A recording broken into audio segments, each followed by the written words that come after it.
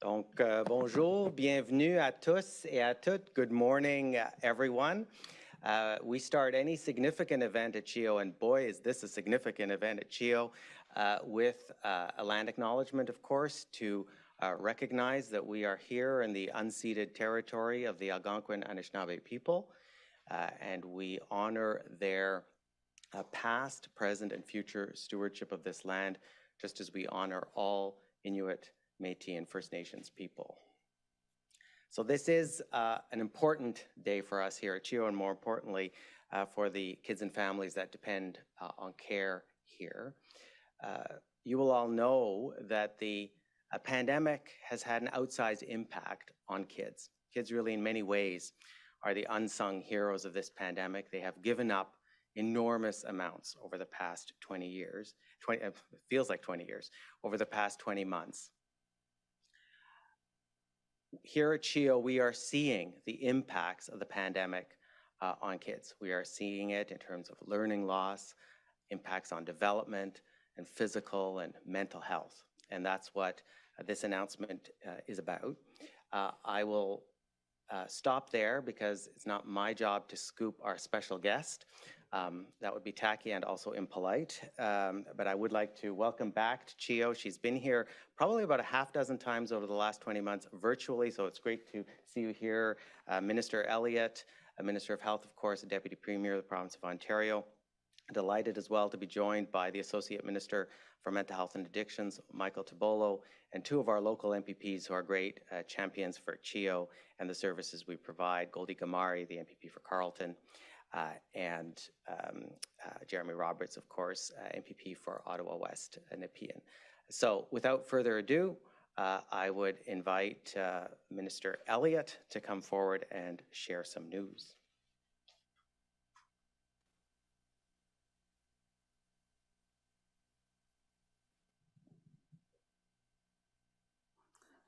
Bonjour, good morning, everyone.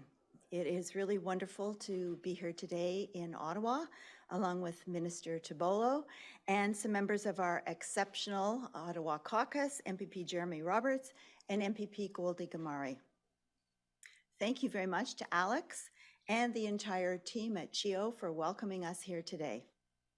I want to thank all of the outstanding staff, volunteers, and leadership team here at CHEO for your commitment to providing exceptional care to patients, particularly throughout the COVID-19 pandemic. From launching vaccine clinics for vulnerable children, to setting up assessment centers, to offering take-home testing kits for back to school, you have risen to every challenge with creativity and determination.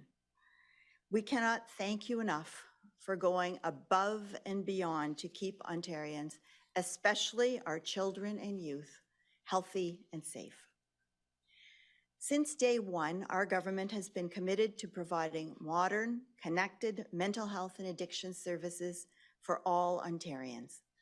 And supporting the mental health and well-being of children and youth has never been more important.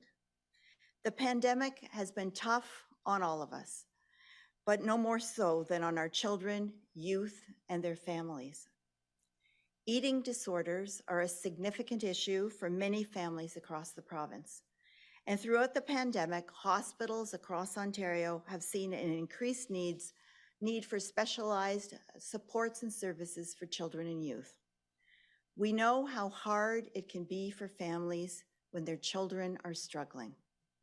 That is why I am very pleased to announce that as part of the 2021 Ontario Economic Outlook and Fiscal Review, Build Ontario, our government is investing $8.1 million to ensure some of our most vulnerable children and youth can immediately access the specialized eating disorder services they need at 4 hospitals across the province, including, of course, right here at CHEO. This funding will increase access to 14 additional inpatient treatment beds, as well as 10 additional day treatment spaces to help patients with eating disorders more easily transition to care in the community. As part of this investment, CHEO is receiving over $4.4 million, which will allow the hospital to increase the care they can provide in hospital, as well as provide additional services to children and youth in need of help. With this funding, we are ensuring that the world-class team at CHEO can continue to provide high-quality care so that more children, youth, and families have access to treatment and supports that address their unique challenges. Our government is firmly committed to building and making important investments such as these to build capacity and improve access to mental health and addiction services. This investment in eating disorder services is another important way we are protecting our progress and ensuring that supports are available throughout a young person's journey to wellness. So once again, thank you to CHEO for always being there for Ontario's kids. And now I would like to invite Minister Tibollo to speak to some additional exciting investments our government is making. Thank you.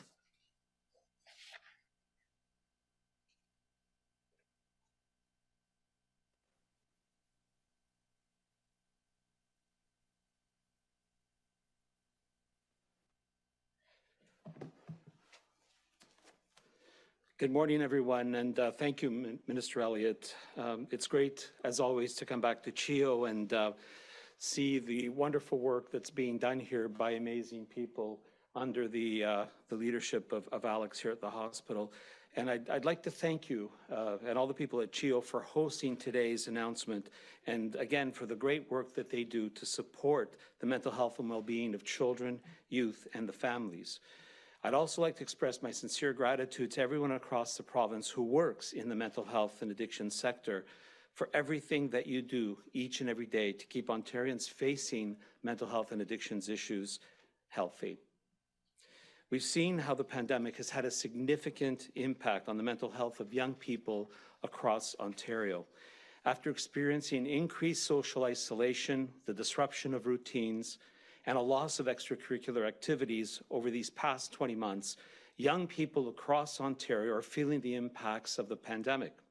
We've seen an increase for services in the mental health area, especially supports for children and youth living with an eating disorder or suffering from a disordered eating pattern. I've met with several families across the province and received many pieces of correspondence detailing just how many of our youth have been affected by eating disorders during the pandemic.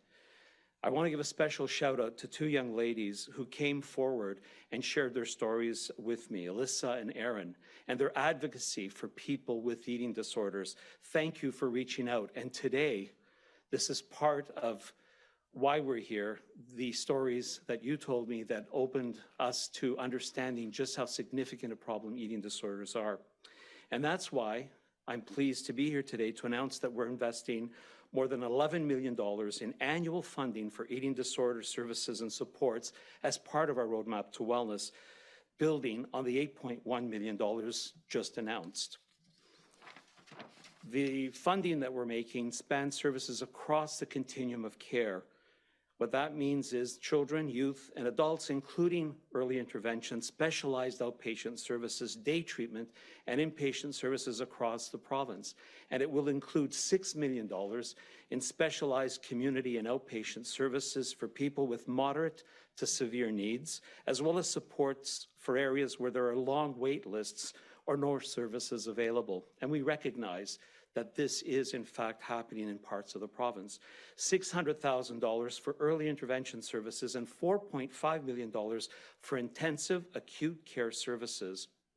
These investments will support individuals with complex needs and provide critical services across Ontario, including filling service gaps in Northern Ontario, while also improving additional service enhancements for health service providers to meet the needs of children, youth, and families across this province. Since 2019, our government has allocated an increase of more than $500 million of annualized funding for mental health and addiction supports through our roadmap to wellness.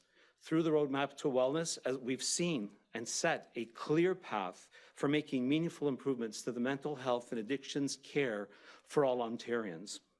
We're focused on ensuring that everyone has access to the highest quality mental health and addiction supports when and where they need them, because we all know and we all believe that without mental health, there is no health. Every young person struggling with a mental health or addictions challenge deserves the chance to have a good and meaningful life.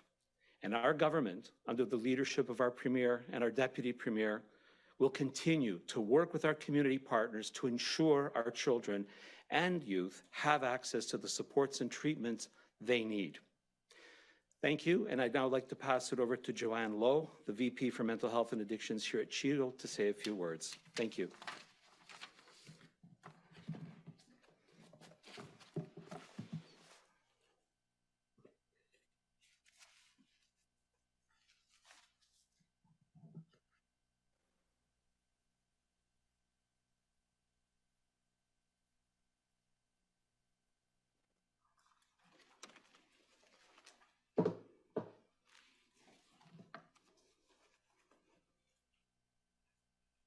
Good morning, and thank you so much. And I'm so pleased to be here today in person with Ministers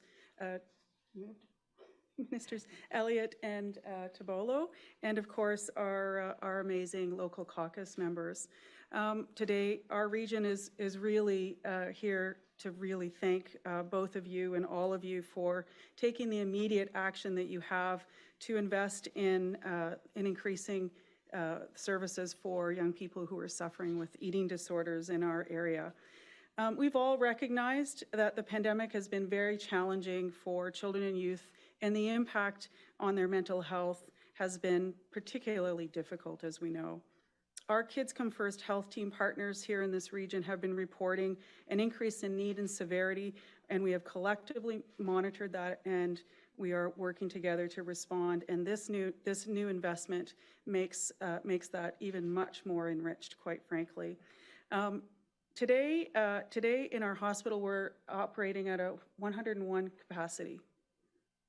That unfortunately has been our reality throughout the pandemic. And today, in fact, we have 14 eating disorders patients in our hospital as inpatients. Just to give you the math, we have 6 beds. So that means that those other young people who are not in those 6 beds that are assigned as eating disorder beds are everywhere in the hospital. And we're highly committed to really responding to their needs. And this investment will continue to make it possible for us to actually do that safely, and it'll also allow us to more than double our capacity to respond to their needs.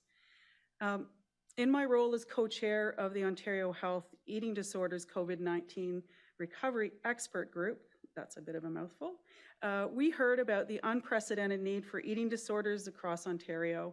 We were very appreciative to have had the opportunity to review those needs and make recommendations accordingly directly to the government.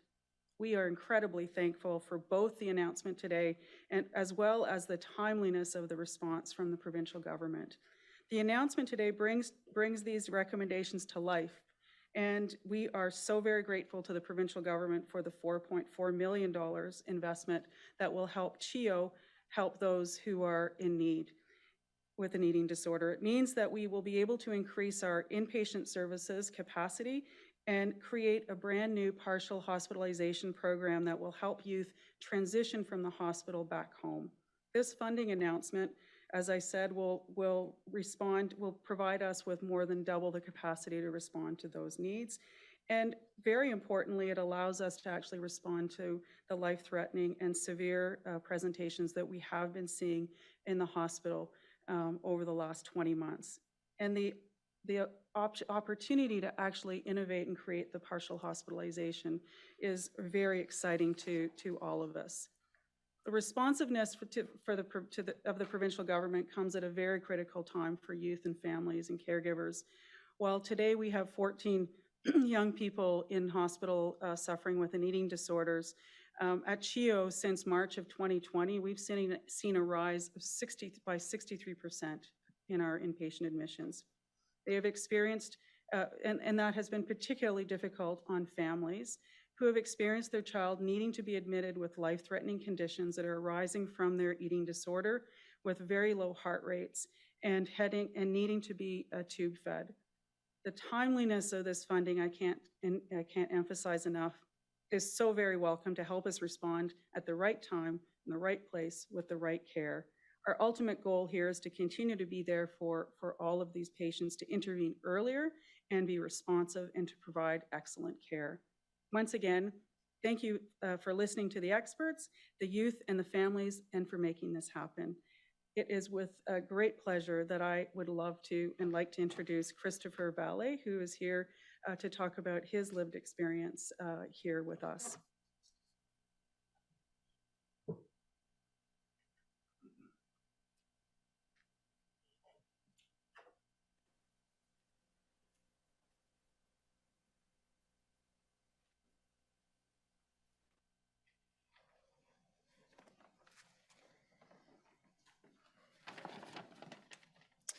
Well, hello everyone. First of all, I want to thank you all for being here.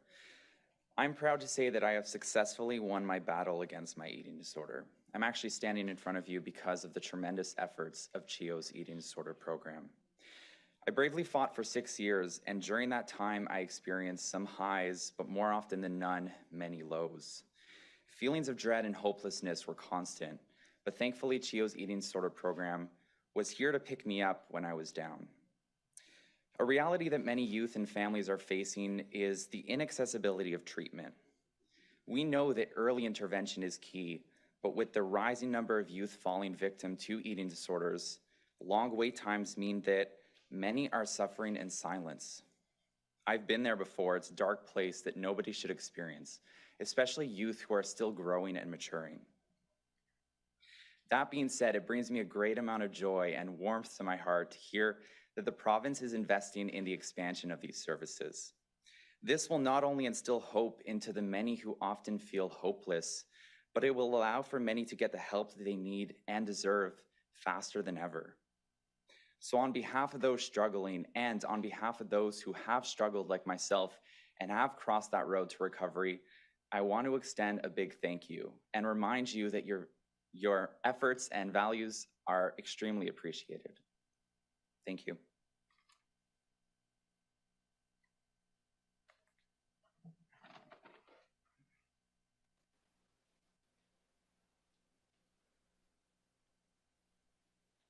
All right. So we're going to wrap up the formal part in a moment. Before this event, Minister Elliott, Minister Tibollo, and our representatives took a moment to tour our eating disorder unit to thank the staff there. Also, some of our other units, you heard from Joanne, we're at 101% occupancy today. That's not unusual, and so when we have and we've had 2 to 4 times as many eating disorder patients at any given moment as we have room in our eating disorder unit. And so also appreciate Minister Elliott, you taking time to thank staff on other units who've also been caring for these patients. In line with what Christopher just said, when we were on the eating disorder unit, to my surprise, this lovely gift was presented from the patients. So this is something that the patients on the unit there right now have prepared for Minister Elliott to acknowledge this gift, and I would like to present that to you formally, Minister.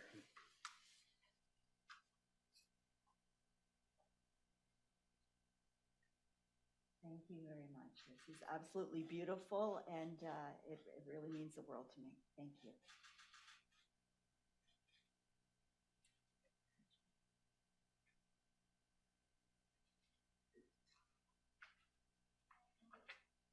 Now take questions from media. So if you'd like to ask a question, please line up in a single file line behind the mic, and then it's 1 question, 1 follow-up. Hi, thank you. I have a question for the minister and also for someone from CHEO. And Minister, this is unrelated to eating disorders. First off, The case count in Ontario today of COVID is over 1,000 for the first time since the end of May. Meanwhile, NACI has said anyone over 18 could get a booster. Should Ontario go further to take some steps before the new variant becomes more widespread in the province? Well, we did anticipate when we developed the roadmap to reopen that there would be an increase in the case counts. But I think the other really important factor is that even as the cases are growing, which are primarily the Delta variant at this point, that our hospitalization rates remain low and our intensive care units remain low. I believe we're today at 146, which is down about 10 from where we were in the last few days. So I don't think that that is anything that's unanticipated, but we are taking our approach to the booster shot very seriously.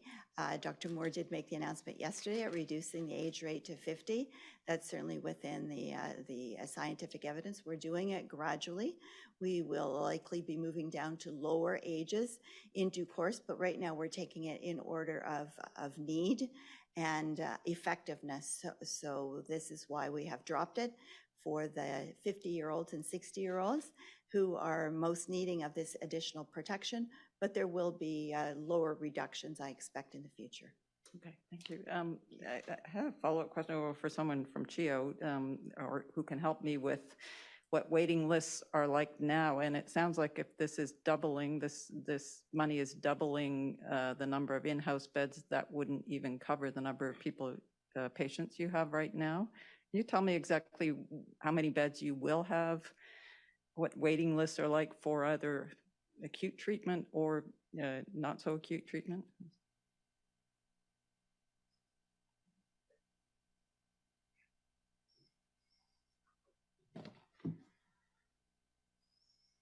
So several parts to that question. Yes, sorry. So in terms of what this means for eating disorders, in particular this announcement, one of our major objectives will be to consolidate the inpatients into one unit so that we're reducing the spread across the hospital so that we're able to provide really good quality programming for young people who are in the hospital. And just by way so we all understand, when a young person is admitted to CHEO with an eating disorder, they're considered medically fragile. So part of what we want to do with these resources is actually invest in services that will help us intervene earlier so that they may not need to be admitted to the hospital.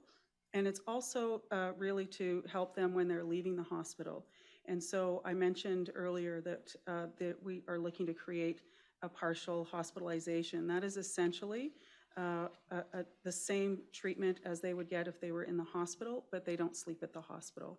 And our capacity currently to do that is non-existent, so this actually creates a brand new service that we can offer.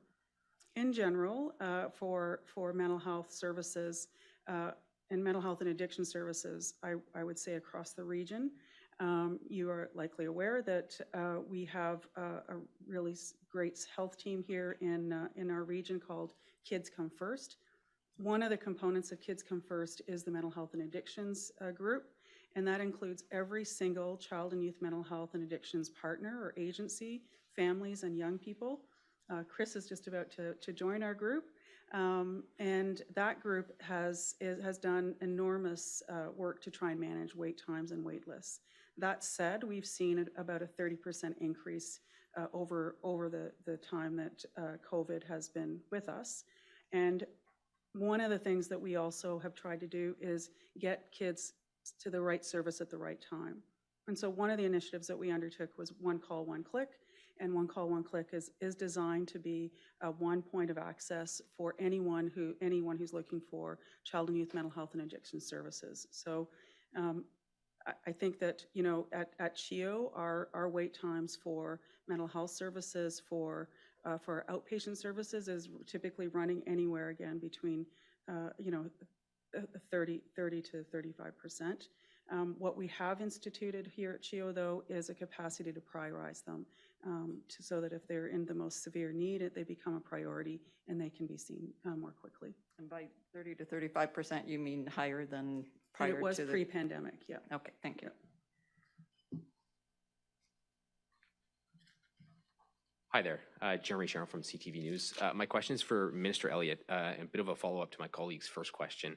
NACI released its new recommendation today for booster shots with the arrival of the Omicron variant, specifically that those aged 18 to 49 should be offered boosters based on individual risk and where they live. So how much does the province look at NACI's recommendations, and is that an option the province is considering to move ahead with vaccinations for certain groups, booster shots for certain groups under 50? Well, yeah, we generally do follow NACI's recommendations. We have followed with priority for people aged 50 to 69. That is because they are more at risk than some of the younger age groups. But I do anticipate that as we work through this group and get people vaccinated with the booster shot that wish to have it, that we will then reduce the age groups as well. But we are dealing right now with making sure that we can get as many people vaccinated as possible. We still don't know much yet about the Omicron variant. We're learning more, but it will probably be at least a week before we really have significant data about the increased transmissibility of it, the virulence of it, and the effect of vaccination on people who do contract it. So much more to learn, and we will be following that very closely. Thank you. No follow-up. Hi, Marie-Jeanne Dubreuil for Radio Canada, CBC. The first question is for Madam Minister. We're seeing outbreaks in jails possibly linked to Omicron. What more is your government doing to protect people in jails? Well, we are following wherever there is a breakout. We're also checking on all of the people who had traveled to those South African countries, and including increasing the list with the additional 3 countries that have been added with Malawi, Egypt, and Nigeria. So we are following up. We are doing the gene sequencing for each and every case to understand what we're dealing with, whether it is a case of Omicron or whether it's Delta or another variant. So we're following up with that. We're making sure that we do the case and contact management. We're making sure that those people remain in quarantine for the necessary period of time. And then, of course, we're increasing with our vaccinations and our booster doses. We're also working with the federal government on making sure that they have the appropriate on-arrival testing as well. And so we are working together as one coordinated group, which is what I think Canadians expect us to be doing. Thank you. Thank you. I have a question for maybe Mrs. Klusterman. I hope I said your name right. So we often spoke of depression and anxiety when we're talking about mental health in youth since the beginning of the pandemic. Are the eating disorders been overlooked in the last 2 years, you think? That's a difficult question to answer because what we've seen is actually an increase in need and acuity. And so we're seeing more kids come looking for help for eating disorders, and we've also seen those young people come to us in much more severe states of their illness than they might have previously prior to the pandemic.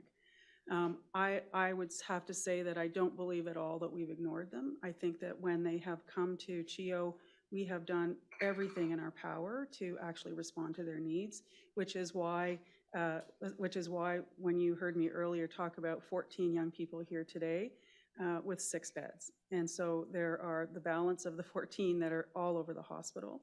And that has been the norm throughout the pandemic for us. And we've had an amazing team of clinicians and eating disorders leadership who have actually every single day and sometimes twice a day are huddling to try to figure out how that we can best respond to the needs of these young people.